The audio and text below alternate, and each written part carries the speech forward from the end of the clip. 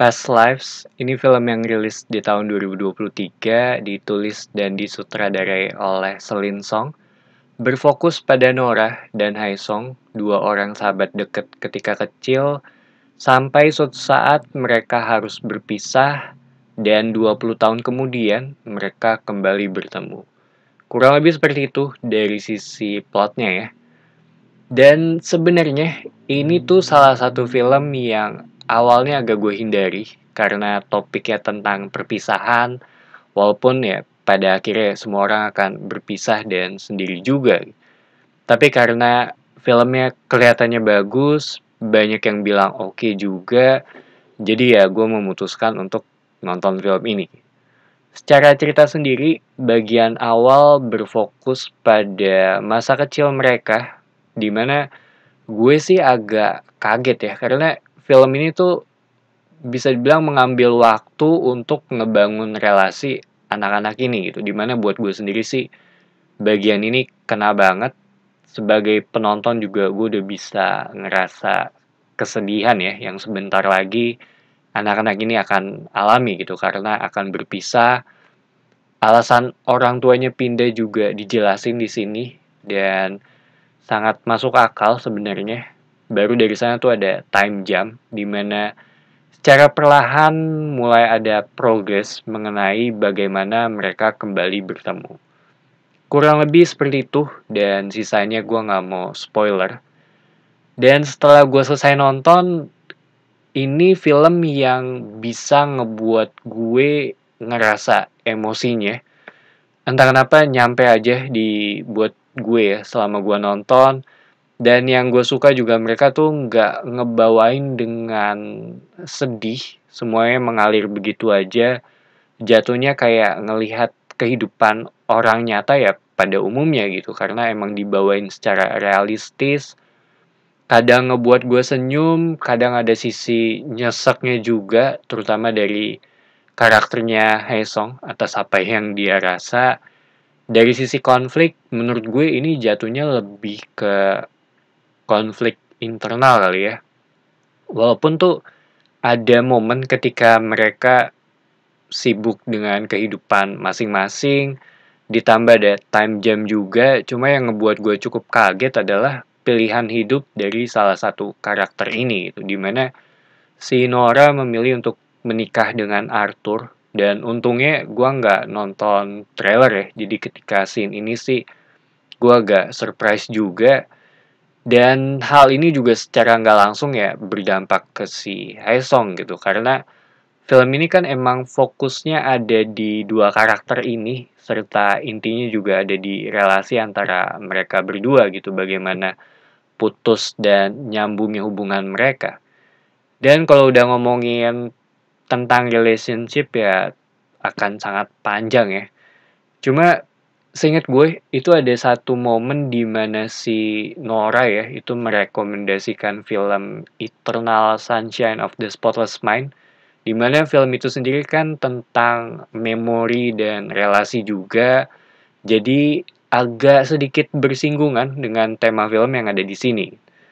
Secara karakter di film itu jatuhnya, atau buat gue sendiri sih, ini lebih berat ke sisinya atau ke sudut pandangnya Nora. Dia lebih banyak screen time-nya, tipikal orang yang ambisius juga kalau dibandingkan dengan Haesung. Kalau buat gue ya Nora ini eh, lebih realistis ya. Cuma gue gak mau terlalu banyak bahas ini biar tetap ada sisi misterinya buat yang belum nonton. Tema yang dibawa buat gue ini tentang unresolved issue yang terbawa sampai mereka dewasa gitu, dan pada akhirnya juga harus diselesaikan. Dan tentang cinta dan relasi yang kompleks tapi simple di saat yang sama gitu. Dan kalau ngomongin tentang cinta, di sini tuh ada sebuah perumpamaan ya dari Korea bernama Inyan, yaitu relasi antara orang yang terkoneksi bukan hanya dengan kehidupan kita sekarang gitu, tapi dengan kehidupan kita sebelumnya juga gitu. Ini dalam konteks romance ya. Dan mungkin bisa dibilang takdir atau jodoh kali ya kalau di Indonesia. Kalau salah boleh dikoreksi. Sedangkan kalau ngomongin cerita di balik film ini, karena sebelum nonton gue nggak tahu apa-apa ya mengenai film ini, gue cuma tahu dari sinopsisnya aja, gue nggak nonton trailernya. Dan setelah nonton gue tuh baru tahu kalau ini tuh berdasarkan dari ceritanya si Celine Song gitu, sutradara sekaligus penulis untuk film ini gitu. Walaupun nggak semuanya sama, tapi bagian bar pada akhir film itu terhitung mirip dengan kejadian aslinya. Dan kalau ngomongin yang gue suka dari film ini, pertama ada di sisi emosinya yang nyampe ke gue sebagai penonton, terutama dari non-verbalnya dua karakter ini ya. Terus pembagian timeline, di sini kan ada tiga. Yang pertama tuh saat mereka masih kecil, terus yang kedua saat mereka remaja atau yang adult, dan yang terakhir ketika mereka dewasa. Di mana masing-masing tuh punya keunikannya sendiri kalau dilihat dari cara mereka berkomunikasi.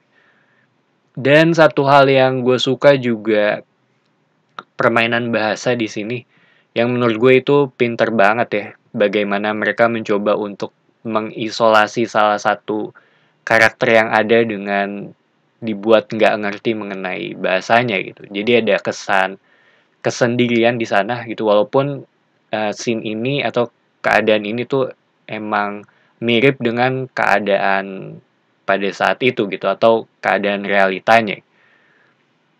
Terus ada dari sisi pengambilan gambar di mana mereka tuh sering ngasih dua karakter ini dalam satu frame, dan itu menurut gue bagus banget. Soalnya film-film yang biasa gue tonton kan satu kamera ke karakter ini dan satunya lagi ke karakter ini gitu. Terus di cut-cut.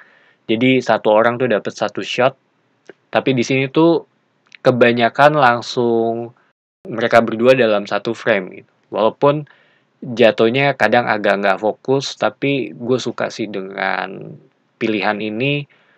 Terakhir, dari sisi soundtracknya, ini kan There's No Way to Say Goodbye dari Leonard Cohen ya, dimana menurut gue Leonard Cohen tuh emang cocok untuk tema yang berat dan dalam, kayak Nevermind di True Detective season kedua, atau Hallelujah Watchmen. Dan secara lirik juga buat gue pas sih untuk film ini ya. Dan seingat gue, ini lagu pertama yang diputer di bagian awal film. So, Past Lives, buat gue ini film yang emosional. Gue suka dengan endingnya karena nggak akan pernah habis juga gitu kalau ngomongin tentang cerita seseorang. Simple tapi kompleks, dan sejak awal juga kita udah tahu apa permasalahannya. Jadi itu aja opini gue mengenai film ini. Thank you for watching. It's me Patrick signing off.